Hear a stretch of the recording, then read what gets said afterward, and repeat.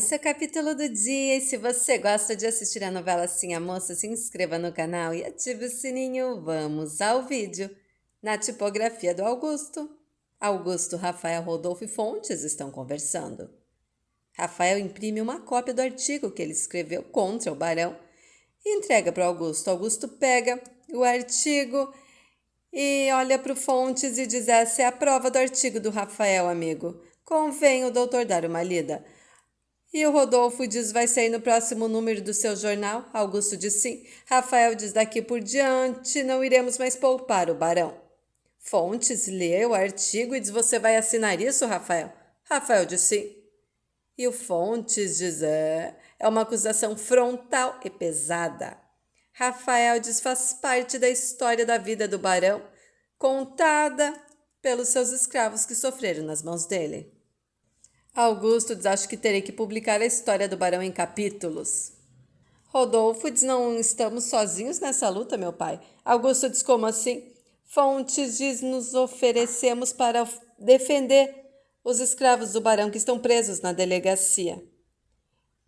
E na defesa deles, vamos deixar o Barão nu perante o tribunal. Seu passado e presente serão escancarado na frente de todos. Augusto comemora e aperta a mão do Fontes e diz com a voz de Araruna. No armazém do Manuel, todos estão falando que o Fontes e o Rodolfo vão defender o Justino e o Fulgêncio perguntam se o delegado está tomando parte. E o delegado diz: não, apenas os escravos têm direito de um advogado para defendê-los. Apenas isso? Não posso impedi-los? E todos dizem que vai causar a maior confusão quando o Barão descobrir. Coutinho diz: o próprio Barão já escapou de uma emboscada. Foi por muito pouco. E o Manuel diz: mas o Ricardo também. E dizem: pelo jeito o Manuel já escolheu o lado dele. E o Manuel diz: claro, agora minha filha é uma Fontes. Eu apoio o compadre Fontes. E o delegado diz: agora eu quero ver quem o Barão vai escolher para ser advogado dele, porque ele vai precisar. E o Coutinho diz: se meu filho não fosse o inútil, defenderia o Barão. Eduardo diz: eu acho que eu vou ficar mais um tempo na cidade acompanhar de perto essa briga. E o Mário diz: eu já escolhi o meu lado. E os rapazes dizem: nós também. Espero que os nossos pais, desta vez, fiquem do lado certo. Lado dos Fontes. E o Coutinho diz: e parece que o delegado também tomou partido. E o delegado diz que não, que o trabalho dele é cuidar da cidade.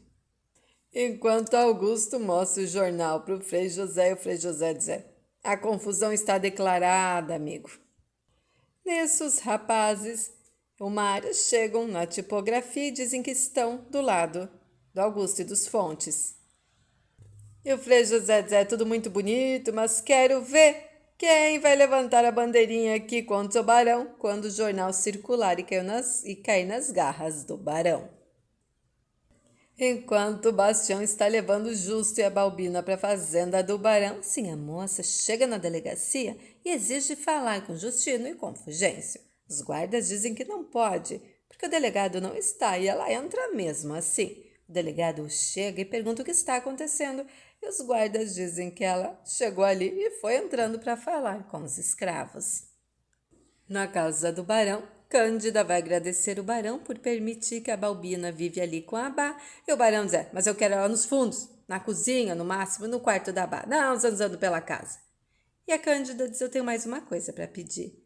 Liberte o Fulgêncio, ele está inocente nessa história. E o Barão está louco? É filho de pai José, guerreiro de pai José. Eu não vou libertar ele coisa nenhuma.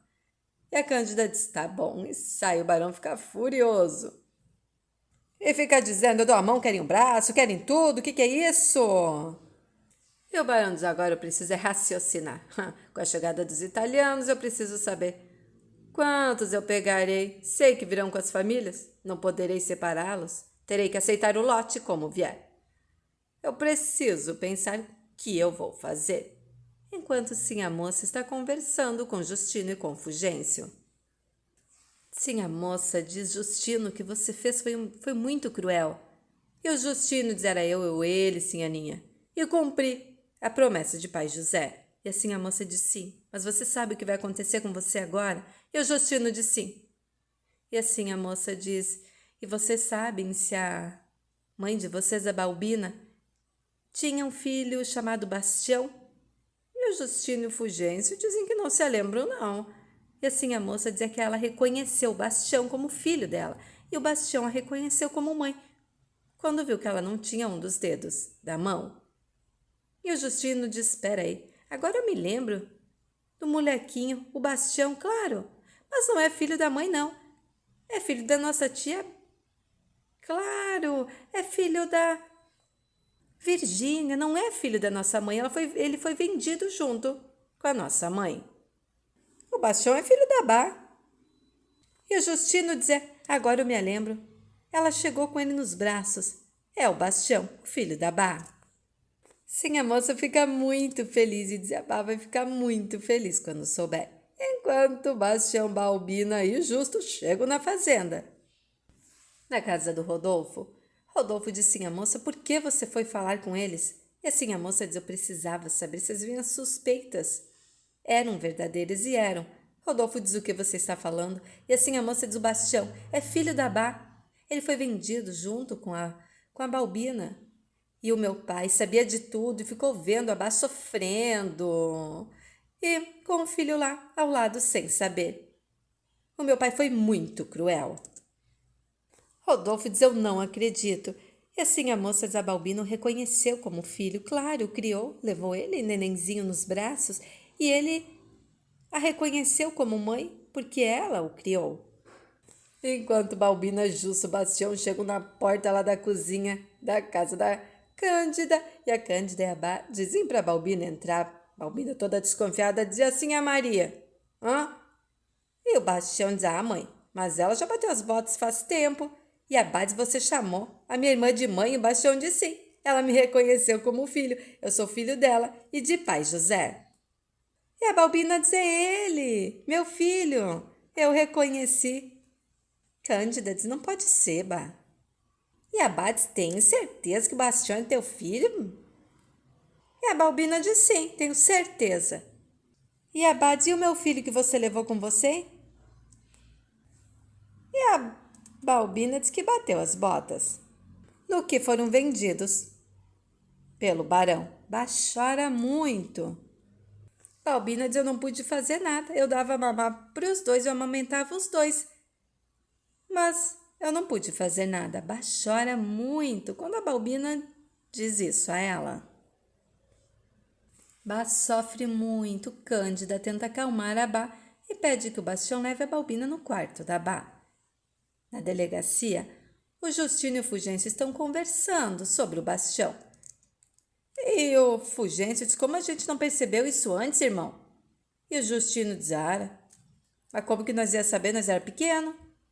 E o Fulgêncio diz, por que o barão não contou para ela? E o Justino diz, porque ele é ruim. E o Fulgêncio diz, mas agora me lembro de tudo. Eu lembro de nós na carroça, no caminho, no que venderam nós, a nossa mãe chorando,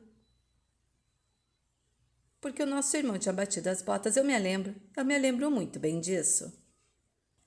E na casa do barão, a Bá está chorando muito na cozinha. Cândida faz carinho na Bá. E o barão chega e diz, o que está acontecendo?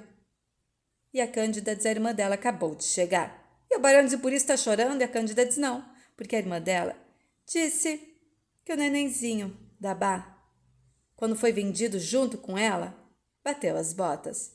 Por isso ela está sofrendo. E a Bá diz, por que você não me falou? Porque fez eu sofrer esse tempo todo, hein? Ele se chamava José, como o pai José. E o barão disse, que história é essa? Eu achava que seu filho se chamava Sebastião.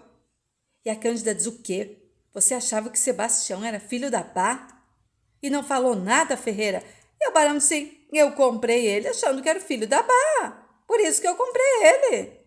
Eu esperava que o coração dela de mãe o reconhecesse. E a Cândida diz, eu não estou ouvindo. E o barão diz, eu não tinha certeza absoluta de nada. Se pensando bem, foi melhor eu não ter dito para a Bá que eu achava que o Bastião era filho dela. Me desculpe, Bá, eu sinto muito, mas foi melhor, eu fiz o melhor. E o barão Saiaba chora muito, tadinha, sofre. Enquanto o Frei José está com medo do que o barão possa fazer contra os Fontes e o Augusto. Enquanto o Bastião vai falar com o barão e diz ao seu barão, eu descobri que eu sou filho da Barbina e pai José, sou guerreiro de pai José. E o barão diz, é guerreiro de pai José, você? Não aguenta um traque, é guerreiro de pai José? Hã? Quer ter o mesmo destino que os guerreiros dele? Todos os guerreiros de pai José ou estão presos ou bateram as botas. E o Bastião diz, claro que não quer ser guerreiro, não. Só quero ir embora daqui com a minha mãe, só isso. E o barão diz que é carta de alforria. E o Bastião diz, E o barão diz, eu vou pensar nisso. Depois eu te respondo, sai daqui. O barão fala sozinho, eu não acredito que ele não é filho da Bá. Eu não acredito nisso. Enquanto o Coutinho vai falar com o barão e diz, as coisas na cidade estão fervendo, os Fontes resolveram enfrentar o barão de peito aberto. E o barão diz, grande coisa, os Fontes. E o Coutinho diz, a sua filha está ao lado deles, lutando contra o barão. E o barão diz, você tá louco? Nunca que ela faria isso. E o Coutinho diz, será que eu ouvi errado? E o barão diz, claro que ouviu. Minha filha nunca faria isso, nunca. Coutinho diz, ainda tem mais, segundo eu soube. O Rafael escreveu um artigo para ser publicado na próxima edição do jornal, que vai deixar o amigo em maus lençóis e nu diante de toda a cidade. E que o Dr. Rodolfo vai defender o Justino e o Fulgêncio. E no armazém do Manuel, todos estão lá reunidos enquanto Fontes fala que não pode mais se curvar diante das loucuras do barão. Todos aplaudem, a maioria aplaude o Fontes ao dizer que eles não podem mais ficar sobre as ordens do barão. E o Frei José diz, calma, não podemos resolver tudo conversando. E o Rodolfo e o Rafael dizem que estão dispostos a tudo e o Fontes concorda. Enquanto o Coutinho e o barão estão conversando, e o Coutinho diz, se essa história chegar no tribunal, amigo, ficará em maus lençóis. O barão diz, eu não vou permitir isso, capaz. E o Coutinho diz, mas se o Fontes conseguir, o barão vai precisar de um bom advogado. Sugiro o nome do meu filho? E o barão diz, não é verdade que o amigo está falando, está sugerindo que eu contrate o seu filho que é casado com uma escrava. Hein? Ele será o primeiro a me trair. Claro que se ele tiver dignidade que não herdou do pai, né? Óbvio que ele vai ficar do lado da mulher dele, que é uma escrava. Me poupe, se você veio aqui com essa intenção, perdeu a viagem. O seu filho é um frouxo.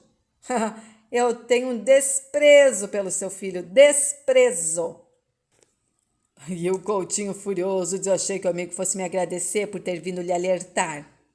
E o barão diz, o senhor vem até aqui tentar me seduzir para me contratar o seu filho, que é um inútil. E o Coutinho diz, amigo, me ofende. E o barão diz, é para ofender mesmo? É para ofender? Eu prefiro amigo do lado deles do que do meu lado. Vai embora, sua cobra. Cobra, serpente. E o Coutinho vai embora e o barão fica falando sozinho, fica insinuoso, que nem uma cobra, falso.